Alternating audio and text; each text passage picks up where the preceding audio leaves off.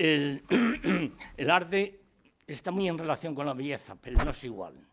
Hay sus matices, ¿no?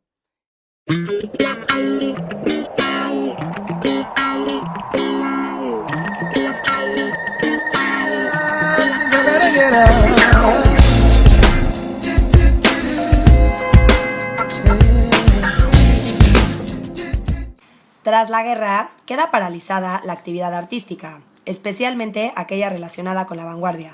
El futuro del arte era incierto. Sin embargo, en 1959, la situación dio un giro radical. La no figuración, la abstracción y el informalismo no solo habían arraigado en la España franquista, sino que Barcelona y Madrid tomaban el relevo a París y Nueva York como núcleos artísticos mundiales. El movimiento no figurativo español obtenía grandes éxitos en las bienales de Venecia, Sao Paulo y Alejandría, así como en la Trienal de Milán. Los críticos se preguntaban cómo era posible esta situación en un régimen tan represivo como el de Franco. España dejaba de ser un país cultural y artísticamente atrasado para situarse a la cabeza de la vanguardia internacional. Una de las personalidades que contribuyó a cambiar la situación artística en España fue Gustavo Torner. Gustavo Torner nació en Cuenca en 1925, en el seno de una familia humilde y numerosa que sufrió las duras consecuencias de la posguerra. Esto, junto con la muerte de su padre cuando apenas era un niño, hace que Torner tenga un recuerdo de su infancia un tanto agridulce. De formación autodidacta, comenzó a dibujar relativamente tarde. Estudió ingeniería técnica forestal. Tras graduarse en 1946, comenzó a ejercer su profesión en Teruel. Sus buenas condiciones como dibujante le sirvieron para realizar el encargo de unas láminas botánicas que aparecerían en la obra Flora Forestal de España. Estas ilustraciones, de calidad muy notable, influyeron en lo que luego sería su obra posterior.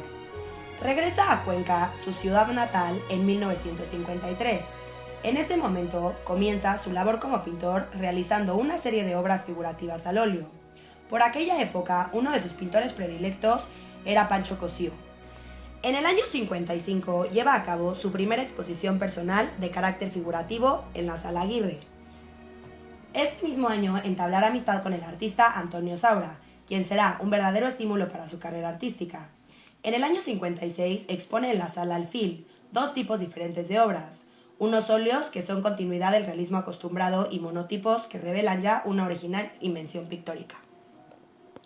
Hacia 1957 empieza a interesarse por la expresión textural, creando campos de puntos unidos en múltiples fluctuaciones definidas por la perspectiva cromática. Las superficies las consigue a base de mezclar óleo, arena y pintura plástica. En 1959 realiza su primera exposición no figurativa en Madrid, en la Galería Bucol. El crítico barcelonés Cirlot se interesa por su trabajo y mediante correspondencia le anima a continuar con su creación artística. En el 61 llevará a cabo una importante exposición individual en Madrid. Ese mismo año realizará su primer collage y participará en la Bienal de Sao Paulo. Un año más tarde en la de Venecia, donde conocerá a Lucio Fontana, quien se interesará por su obra. En ese mismo lugar entablará amistad con Fernando Zóbel, Gerardo Rueda, Eusebio Sempere y Manuel Monpó. A mediados de los 60, buscando una mayor expresividad, sus planteamientos artísticos se volverán más complejos. El lienzo será sustituido por la madera y el metal. Las obras se llenan de objetos y materiales diversos como el nylon, piel sintética, cartón, plástico. Realiza instalaciones de gran sentido escenográfico. Cabe resaltar la serie Homenajes de 1965, dedicada a artistas del pasado, donde observamos obras plagadas de imágenes contradictorias y equívocas pertenecientes a un universo fantástico de realidades contrapuestas y falsas apariencias. Ese mismo año renuncia a su trabajo de ingeniero para dedicarse únicamente a la creación plástica. Posteriormente llevará a cabo los planos y el montaje del Museo de Arte Abstracto de Cuenca, inaugurado en el 66, del que es cofundador junto con Zóbel Gerardo Rueda. En este mismo año inicia su labor como escultor, compaginando obras monumentales con otras más pequeñas, como el monumento conmemorativo del primer Congreso Mundial Forestal de 1966, elaborado con acero y troncos de árboles, emplazado en la serranía de Cuenca. En la segunda mitad de los 60 alcanza su grado de madurez estético definitivo. Desde mediados de los 70 es asesor artístico en la Fundación Juan March. Entre el 71 y el 77 se dedica casi exclusivamente a la realización de esculturas monumentales, la mayor parte de ellas con una gran complejidad conceptual y técnica. Se trata por lo general de obras de gran tamaño y formas geométricas simples, realizadas a partir de todo tipo de materiales y explorando las posibilidades de diversas texturas. Esta simplicidad geométrica no implica simplicidad técnica, sino que por el contrario su elaboración y montaje es de gran complejidad y a menudo conlleva el uso de electricidad, agua, etc.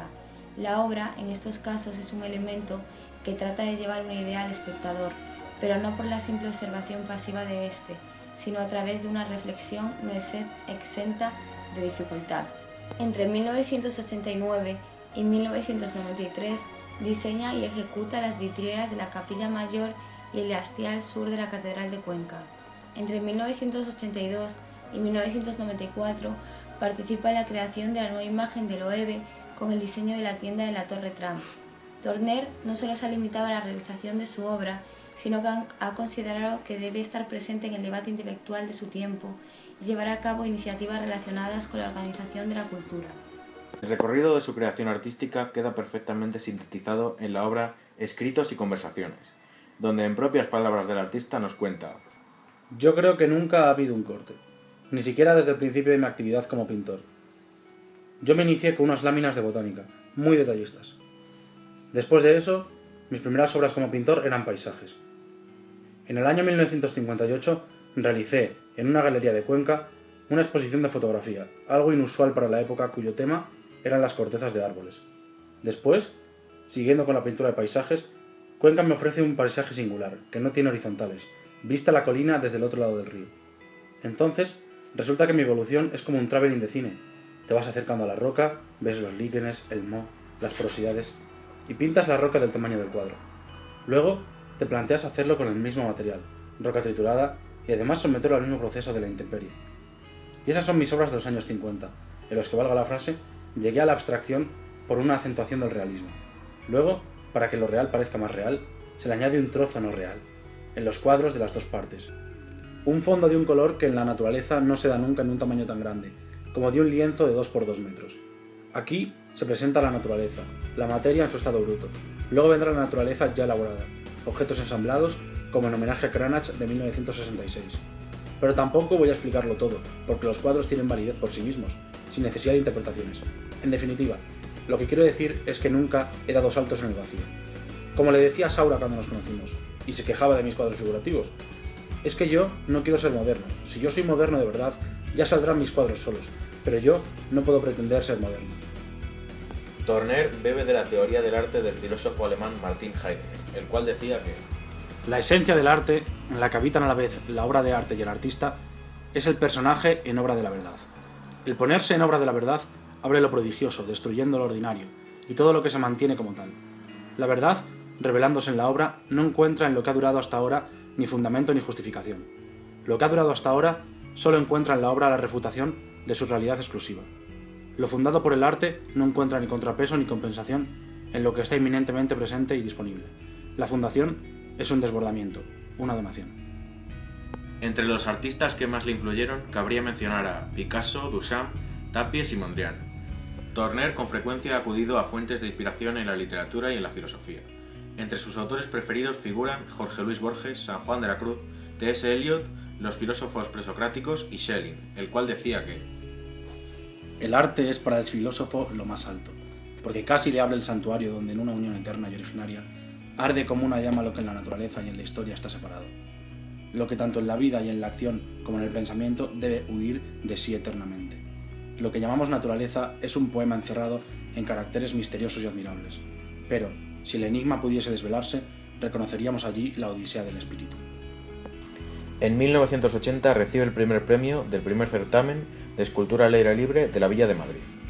En el 84, la medalla de oro de la ciudad de Cuenca. En el 87, medalla de oro al mérito de las bellas artes entregada por Su Majestad el Rey. En el 91 se realiza una gran exposición retrospectiva en el Museo Nacional Centro de Arte Reina Sofía de Madrid. En el 92 es elegido académico de la Real Academia de San Fernando. En 2001 recibe la Gran Cruz de la Orden de Isabel la Católica. En diciembre de 2005 se inauguró en Cuenca el espacio Torner, centro de arte concebido y diseñado por Gustavo Torner, en el que se exponen permanentemente 40 de sus obras, dentro de la antigua iglesia de San Pablo, edificio gótico del siglo XVI. La conjugación de contenido y continente ha merecido una mención especial en los premios de Patrimonio Europa Nostra. Tras más de 4 años cerrado, por falta de financiación, el espacio Torner reabrió sus puertas en marzo de 2016. En ese mismo año, la Calcografía Nacional de la Real Academia de Bellas Artes de San Fernando le concedió el Premio Nacional de Arte Gráfico, por una importancia excepcional al dibujo y a la expresión gráfica desde el inicio de su obra. El jurado también valoró su definitiva aportación a la consideración de la naturaleza y su representación abstracta como síntesis de la búsqueda del conocimiento a través del arte. En Arco 2017 recibió el premio de la Asociación Nacional de Críticos de Arte. No tengamos miedo a nuestro tiempo. Nuestro tiempo lo hacemos nosotros, entre todos. Ya pasó el tiempo en que Picasso, último pintor antiguo, entrevió con el cubismo lo que podría venir. No quiso cruzar la puerta que él mismo había abierto. Quizá vio demasiados peligros, pero la cruzaron. Seriamente Mondrian, irónicamente Duchamp. Hicieron la más grande revolución del arte que nunca ha sido. Nos enseñaron que el arte no es siempre cosa de habilidad manual, que él es espíritu, que quizá pueda ser solamente espíritu.